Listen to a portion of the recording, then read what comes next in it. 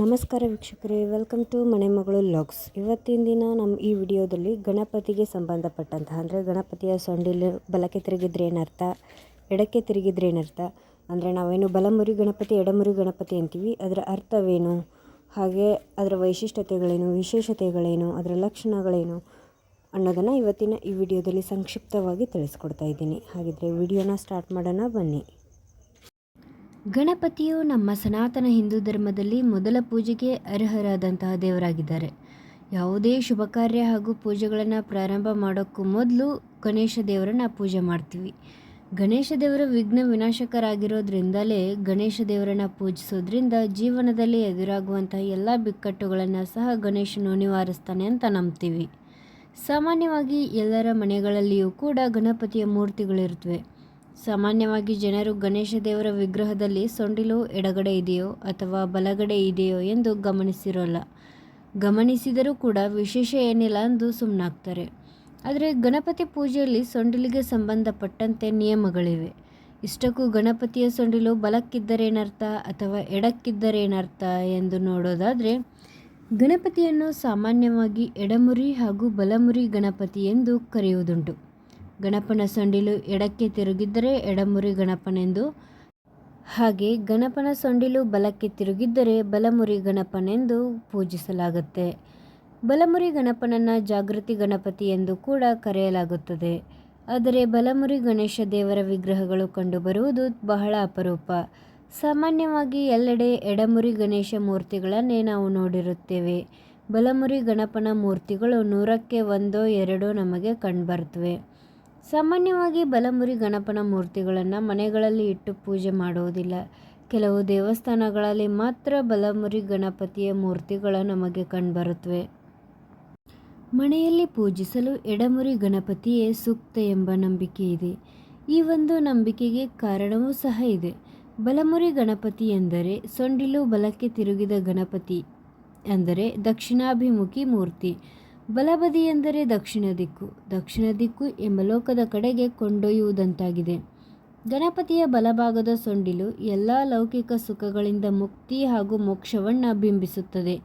ಕುಟುಂಬ ಹೊಂದಿರುವಂತಹ ಜನರು ಕರ್ತವ್ಯಗಳನ್ನು ಹೊಂದಿರುವುದರಿಂದ ಹಾಗೂ ಲೌಕಿಕ ಜೀವನದ ಸಂತೋಷಗಳನ್ನು ಬಿಟ್ಟುಕೊಡಲು ಸಾಧ್ಯವಿಲ್ಲದ ಕಾರಣ ಬಲಮುರಿ ಗಣೇಶ ದೇವರ ವಿಗ್ರಹಗಳನ್ನು ಮನೆಯಲ್ಲಿ ಸಾಮಾನ್ಯವಾಗಿ ಪೂಜಿಸುವುದಿಲ್ಲ. ಇನ್ನೊಂದು ವಿಶೇಷತೆ ಎಂದರೆ ಬಲಬದಿಯಲ್ಲಿ ಸೂರ್ಯನ ಅಡಿ ಇರುತ್ತದೆ.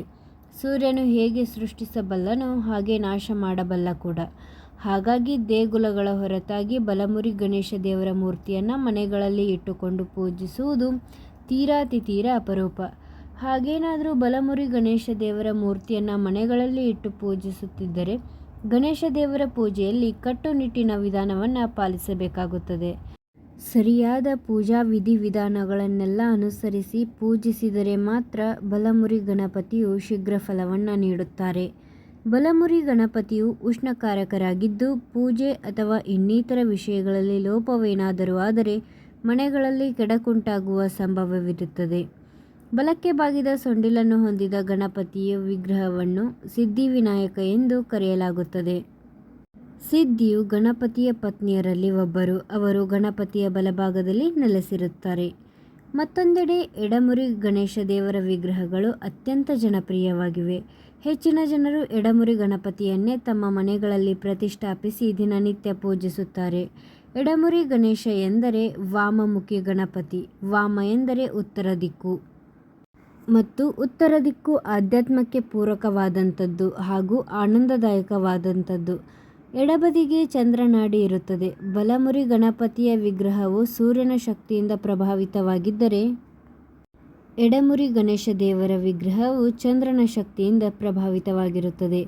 ಇದು ಶೀತಲತೆಯನ್ನು ಪ್ರತಿಪಾದಿಸುತ್ತದೆ. ಎಡಮುರಿ ಗಣಪತಿಯು ಶಾಂತ ಹಾಗೂ ಆನಂದತೆಯನ್ನು ಸೂಚಿಸುವುದರಿಂದ ಎಡಮುರಿ ಗಣಪತಿಯು ದಿನನಿತ್ಯ ಪೂಜೆಗೆ ಯೋಗ್ಯವಾದಂತಹ ಗಣಪತಿಯಾಗಿದೆ. ಮನೆಯಲ್ಲಿ ಎಡಮುರಿ ಗಣಪತಿಯ ಮೂರ್ತಿಯನ್ನು ಪ್ರತಿಷ್ಠಾಪಿಸಿ ಪೂಜೆ ಮಾಡುವುದರಿಂದ ಮನಗಳಲ್ಲಿ ಸುಖ, ಶಾಂತಿ, ಸಮೃದ್ಧಿ ಮನೆ ಮಾಡುತ್ತದೆ. ಎಡಮುರಿ ಗಣೇಶ ದೇವರು ಮನೆಯನ್ನು ಶುದ್ಧೀಕರಿಸುತ್ತಾರೆ ಹಾಗೂ ವಾಸ್ತು ದೋಷವನ್ನು ಗುಣಪಡಿಸಲು ಸಹ ಸಹಾಯವನ್ನು ಮಾಡುತ್ತಾರೆ.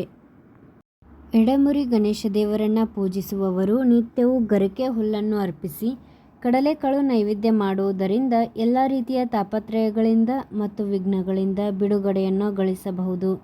ಆತ್ಮೀಯ ವೀಕ್ಷಕರೇ, ಈ ದಿನದ ವಿಶೇಷ ಸಂಚಿಕೆಯಲ್ಲಿ ಬಲಮುರಿ ಗಣೇಶ ದೇವರು ಮತ್ತು ಎಡಮುರಿ ಗಣಪತಿಯ ವಿಗ್ರಹದ ಕುರಿತು ಹಲವು ವಿಶೇಷ ಮಾಹಿತಿಗಳನ್ನೆಲ್ಲ ತಿಳಿದುಕೊಂಡ ನಮಗೆಲ್ಲರಿಗೂ ಆ ಭಗವಂತನ ಕೃಪಾ ಕಟಾಕ್ಷ ಸದಾಕಾಲ ಇರಲೆಂದು ಕೋರಿಕೊಳ್ಳುತ್ತಾ ಈ ವಿಡಿಯೋವನ್ನು ಮುಗಿಸ್ತಿದ್ದೀನಿ. ಹಾಗೆ ಈ ಮಾಹಿತಿ ನಿಮ್ಗೆ ಇಷ್ಟ ಆಗಿದ್ದರೆ ದಯವಿಟ್ಟು ನಮ್ಮ ಚಾನಲ್ನ ಲೈಕ್ ಮಾಡಿ, ಶೇರ್ ಮಾಡಿ, ಹಾಗೆ ಸಬ್ಸ್ಕ್ರೈಬ್ ಮಾಡ್ಕೊಳ್ಳಿ. ಪಕ್ಕದಲ್ಲಿ ಕಾಣುವಂಥ ಬೆಲ್ ಐಕಾನ್ನ ಪ್ರೆಸ್ ಮಾಡಿ. Thank you.